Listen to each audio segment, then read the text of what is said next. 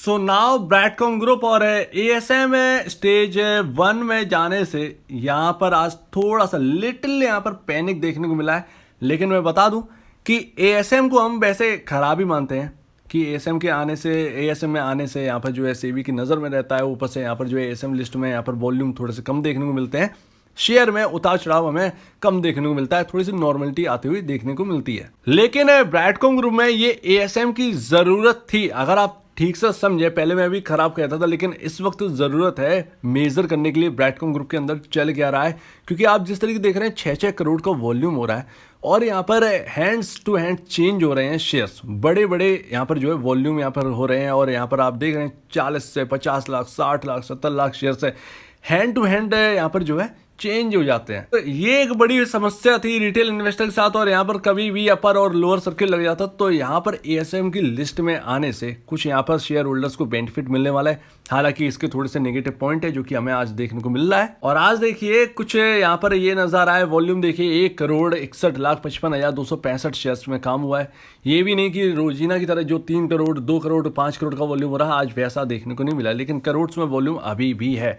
बहुत बड़ा सर्किट कहें ये ऐसा पॉसिबल नहीं है। 46 पर 19 लाख शेयर्स लगे हुए हैं, यानी कि 400-500 लोगों का ऑर्डर लगा हुआ है इस वक्त। और अगर आप डिलीवरी क्वांटिटी देखें तो आप 48.92% देख रहे हैं, यानी कि 1,61,21,599 शेयर्स में से 78,86,886 शेयर्स जो हैं वो डिलीवरेबल क्वांटिटी में देखने को मिल रही है। और जहां तक है ये 100% रिटेल इन्वेस्टर का वॉल्यूम है। अब जरा समझते हैं, थोड़ा सा जो नेगेटिव है वो तो ठीक है हमें देखने को मिल रहा है, लेकिन पॉजिटिविटी क्या है। देखिए जिस तरीके से वॉल्यूम हो रहे थे, जिस तरीके से हमें पता नहीं चल पा रहा था कि भैया कौन कर रहा है, कैसे कर रहा है। हम बात करते थे लगातार कि अभी ऐसे हो गया, अभी वैसे हो गया। अभी 60 लाख शेयर्स लगे हुए थे, अचानक से एब्जॉर्ब हो गए, सेलिंग आ गई, नीचे गिर गया स्टॉक।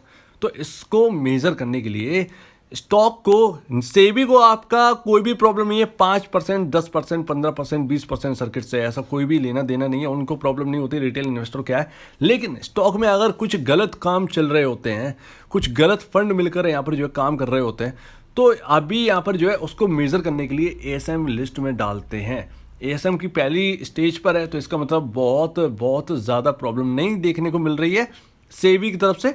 लेकिन सेबी या एक्सचेंजेस की तरफ से, हम कहें एक्सचेंजेस की तरफ से, मेरे ख्याल से ये रखा जाता है। सेबी का यहाँ पर इन्वॉल्वमेंट शायद ना के बराबर होता है, चलिए ठीक है जो भी है।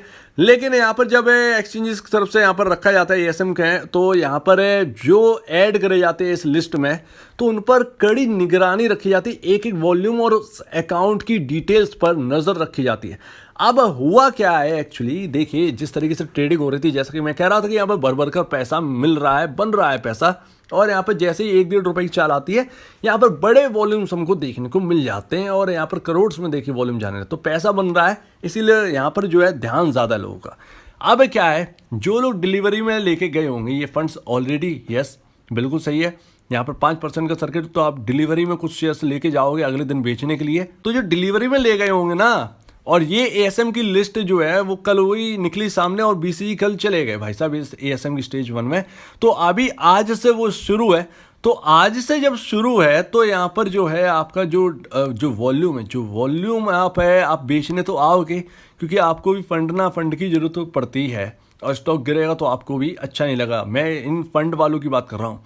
तो यहाँ पर जो भी बेचेगा, यहाँ पर अब वो फंड वाले शेयर्स, वो फर्म हो या फंड्स हो, जो भी हो A to Z, जब वो अपने शेयर्स बेचेंगे तो जाहिर सी बात है वो एक्सचेंजेस की नज़र में आ जाएंगे। क्योंकि हैवी क्वांटिटी अगर आप सेल करोगे तो आप एक्सचेंजेस की नज़र में आ ही जाओगे। तो ये है एएसएम का फंडा। और यहाँ पर निगरानी के लिए इस स्टॉक में, यहाँ पर एएसएम लिस्ट में डाल दिया है इस स्टॉक को। तो इसके कुछ नेगेटिव पॉइंट है पर बेनिफिट ज़्यादा है। और आपको ध्यान हो, जब अडानी और बाकी हैप्पीएस्ट माइंड जब तेज़ी से भाग रहे थे, उसमें नॉर्मल से ज़्यादा वॉल्यूम हो रहा था। तो उस नॉर्मल से ज़्यादा वॉल्यूम की वजह से उनको एएसएम की लिस्ट में रखा गया, जिससे पता किया गया कि अडानी ग्रुप में देखिए कुछ फंड्स मिलकर ऐसा काम कर रहे हैं। लेकिन हालांकि वो जो फाइल है वो ख़त्म हो गई, वो केस जो है वो रफा दफा हो गया। लेकिन फिर भी किस तरीके से एक्सचेंजेस ने ये पता किया कि ये फॉरेन इन्वेस्टर्स जो हैं वो फंड डालते हैं और स्टॉक को चला रहे थे। ये एएसएम का यहाँ पर सीधा फंडा, एएसएम के आने से बेनिफिट ही तो मिलने वाला है। तो यहाँ पर जो है, जो हमको इलीगल वर्क यहाँ पर स्टॉक्स में देखने को मिल रहा था, वो अब कहीं ना कहीं थमता हुआ नजर आएगा। हो सकता है कि उन ग्रुप या उन फर्म्स की जानकारी भी एक्सचेंजेस को मिल जाए जो बीसीजी में इस तरीके से ट्रेड कर रहे थे। और अभी आपके सामने चार्ट है, तो देखिए 2 टॉप हैं इसके अभी, और फिलहाल यहाँ पर जून के बाद अगर हम देखें तो 2 टॉप हैं, एक ये, और वो है 57 का लेवल, जो कि मैंने कल आपको बताया था कि 57 का लेवल। एक्चुअली आज आपके सामने एफिल इंडिया और ब्रैडकॉम ग्रुप के ऊपर कंपैरिजन के ऊपर वीडियो आनी थी, लेकिन आज लोअर सर्किट की वजह से यहाँ पर ये मैं आपके लिए बना रहा हूँ। तो जो मार्जिनल वाली है वो कल देखेंगे, लेकिन आप ध्यान रखिएगा एएसएम से डरिएगा बिल्कुल भी नहीं, बिल्कुल नहीं डरना है। ये ज़रूरी था इस स्टॉक के अंदर, और इससे पता चलेगा, कुछ तो निकल के आएगा कि भैया कौन सी फर्म्स हैं जो कि ऐसा काम कर रही थी। तो 2-3 दिन की बात है, और फिर देखिए सब कुछ सही होता हुआ नज़र आएगा। और होप यही है, क्योंकि बड़ा सर्किट नहीं लगा है, ऐसा कुछ भी वॉल्यूम हमको देखने को नहीं मिला है जो एब नॉर्मल हो लोअर सर्किट के ऊपर, तो ऐसा कुछ भी नहीं। लेकिन जब ये बेचेंगे तब देखने को मिलेगा कि भैया कौन है।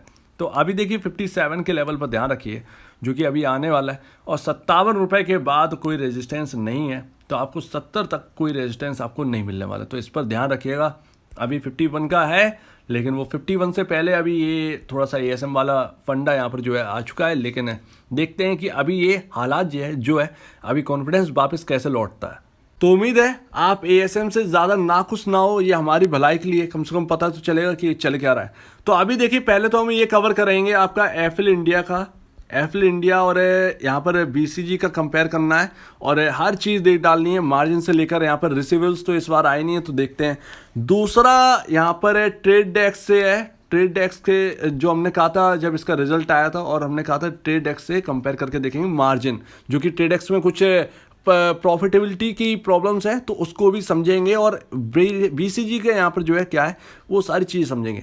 उसके बाद कुछ बहुत सारी रिपोर्ट्स हैं जो कि यूएस में जो मोटले फूल्स की तरफ से एडटेक के ऊपर आई, वो भी डिस्कस कर लेंगे, क्योंकि Q2 भी अब आने वाला है, Q2 की तैयारी करनी है, तो उस हिसाब से हम अपना जो है वो चलते बढ़ेंगे। तो उम्मीद है आपको ये वीडियो अच्छी लगी होगी। अगर आपको कोई भी प्रॉब्लम इस वीडियो में कुछ पूछें, कुछ बताएं, कुछ कहना है, तो प्लीज़ कमेंट सेक्शन में कहिएगा। और आप दीजिए मुझे जाए, वीडियो देखने के लिए बहुत बहुत धन्यवाद दोस्तों।